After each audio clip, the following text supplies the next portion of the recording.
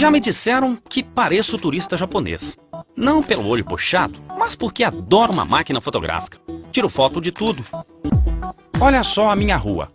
Esse aí é o teto do meu quarto. Tava fazendo uma experiência.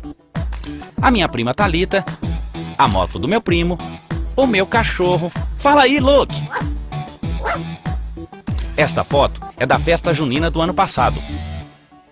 Eu enviei esta foto pro Zé, que enviou pra Júlia, que passou pro Pedro, que pôs no Orkut pra todo mundo ver. E pensar que minha mãe tinha que comprar um filme, colocar na câmera, tirar um número limitado de fotos. Só pra mais tarde descobrir que a foto estava escura, que a fulana saiu com o olho vermelho e, mais grave ainda, que a noiva ficou sem cabeça. Depois que inventaram essa coisa de máquina digital, tirar foto virou uma coisa super simples. Se não ficar boa, eu faço outra.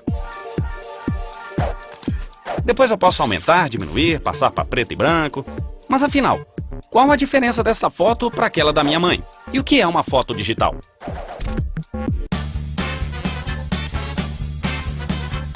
Esta foto foi feita em uma câmera digital.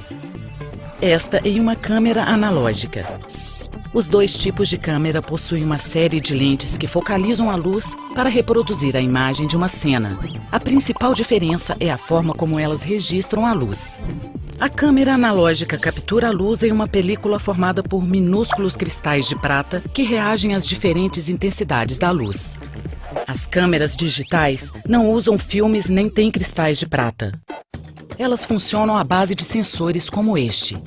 A luz sensibiliza o sensor, que converte cada ponto destes na única informação que o computador consegue entender, os bits. A capacidade de registrar e armazenar tudo em sequências de zeros e uns é uma das principais diferenciações da tecnologia digital. Muito diferente do formato analógico, no qual as próprias ondas físicas são enviadas pelo ar ou copiadas para uma mídia, como um disco vinil ou uma fita cassete. Analógico vem de análogo. É a representação de alguma coisa, continuamente, através de algum meio. Fazer analogia é copiar, imitar, tentar reproduzir algo da maneira mais fiel ao original. Pensando bem, isso é bem mais antigo do que parece. Os homens ainda viviam em cavernas quando descobriram que era possível criar e guardar as reproduções do mundo que os cercava. Eles usavam as pedras para reproduzir imagens dos animais e da vida daquela época. Era tudo meio tosco, mas a gente poderia dizer que os homens da caverna estavam fazendo uma espécie de processo analógico. Eles copiavam os contornos dos animais e formavam imagens em 2 dimensões. Ainda hoje, eles são os únicos registros da vida daquela época. Com o passar do tempo, o homem começou a usar outras formas para captar e registrar a realidade, ou melhor, sua versão da realidade. A invenção da fotografia representou uma revolução e tanto. Pela primeira vez, o homem conseguiu reproduzir uma imagem exatamente como ela era. O primeiro dispositivo de captura de luz a partir de sensores surgiu em 1975. Naquela época, ninguém podia imaginar que a fotografia digital ia virar febre mundial. Assim como este quadro é feito de pequenos pontos de tinta, o corpo humano é feito de células e esta casa é feita de tijolos, toda fotografia digital é feita de pixels. Cada quadrinho deste é um pixel. Pixel é a abreviação de Picture Element. Em português, algo como elemento da imagem. O pixel é o menor elemento da imagem digital. Eu ampliei a foto na tela. Dei um zoom, sabe? E olha o que aconteceu. Tá vendo esses quadradinhos? São os tão falados pixels. Como será que o computador consegue representar todas essas cores e tons diferentes sem usar uma gota de tinta sequer? O computador não trabalha com tinta, nem com telas. Ele só entende códigos matemáticos. E assim como ele usa esses códigos para representar textos, planilhas e sons, o computador também usa códigos para representar intensidades diferentes de cores. Cada pixel, em geral, carrega 3 números. Um para representar o vermelho, R. outro para representar o verde, G, e outro para representar o azul, B. Este é um padrão conhecido como RGB, as iniciais das 3 cores em inglês, Red, Green e Blue. Quer dizer que o pixel tem apenas 3 cores? Será que o mundo digital é todo vermelho, verde e azul? Não! O mundo digital não é apenas vermelho, verde e azul. Este pixel, por exemplo, é amarelo.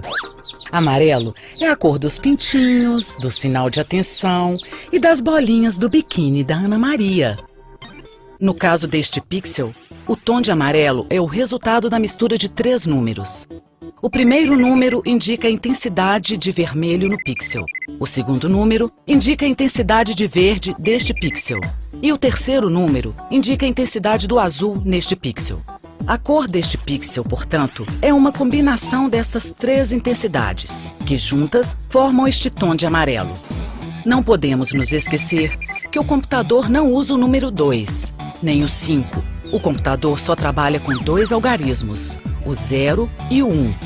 Com 8 bits, é possível criar 256 combinações. Para exibir esta imagem na tela, a memória do computador tem que ler e interpretar os 3 bytes de cada pixel. O computador lê cada sequência de zeros e uns, encontra o número equivalente, faz os cálculos, até chegar ao resultado final. É difícil acreditar que todo computador é pura matemática. Isso significa que a careta do Carlos não corre o mesmo risco da noiva sem cabeça.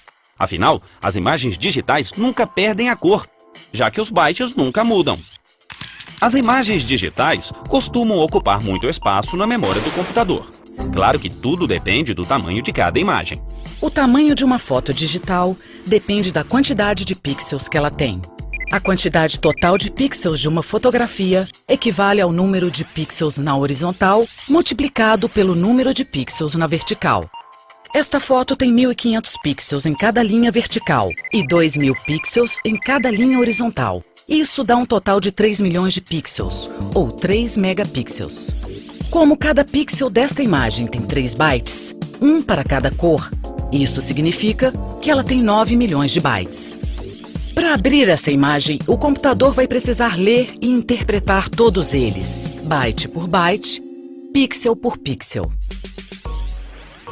Uma imagem de 3 megapixels é considerada um arquivo grande. Um arquivo grande ocupa muito espaço no disco rígido do computador.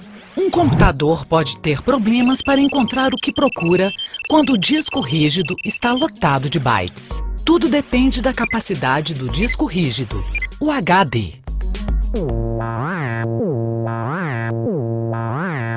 Não sei se você já ouviu falar em compressão.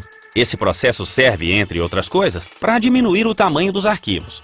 Essa foto aí, por exemplo, ela tinha 3 megapixels. Depois que eu fiz essa compressão, ela passou a ter 1 megapixel. Quem dera eu pudesse fazer isso com os arquivos na minha cabeça. Espremer tudo para poder colocar mais coisa. Como o tamanho das fotografias depende da quantidade de bytes que ela tem, uma forma de diminuir seu tamanho é reduzir a quantidade de bytes. Existem formas diferentes de fazer isso. São os métodos de compressão. Esta imagem, por exemplo, ela está em preto e branco. Tudo o que o computador precisa é associar um bit a cada cor. O branco é representado pelo número 1 e o preto pelo 0. O computador guarda esta imagem em sequências de 0 e 1. Para exibir novamente a imagem, ele tem que converter o código em cor novamente. 0, 0, 0, 1, 1, 1, 1, 0, 0, 0. Isso pode levar muito tempo. Alguns programas de compressão criam códigos para facilitar esse trabalho. Ao invés de guardar pixel por pixel, ele guarda sequências.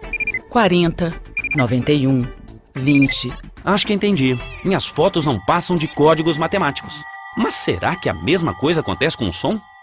O som nada mais é do que o resultado da vibração do ar. No formato analógico, o som é registrado e transmitido exatamente da forma original, ou seja, em forma de uma onda contínua. Uma pessoa fala em um microfone. Alô, alô, teste. passa pelo microfone em forma de onda. A fita cassete grava o som em forma de onda. A onda pode então ser lida, ampliada e enviada a um alto-falante para reproduzir o som.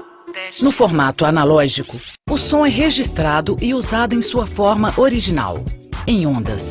O sistema digital não consegue registrar ondas. Por isso, ele faz uma amostragem, escolhe alguns pontos da onda, atribui números a cada um desses pontos e reconstrói algo que lembra uma onda, mas que de perto parece mais uma escada. Quanto mais pontos a curva tiver, mais parecido com o som original. O sistema digital mudou radicalmente a forma de lidar com a informação. Nunca na história da humanidade foi tão fácil produzir, enviar, guardar e acessar informações. Eu, um simples mortal, posso gravar uma composição própria no meu computador e ainda posso enviar para o celular do Pedro, publicar na internet, passar para o aparelho MP3, copiar para um CD e distribuir para todo mundo. Tudo isso graças à matemática.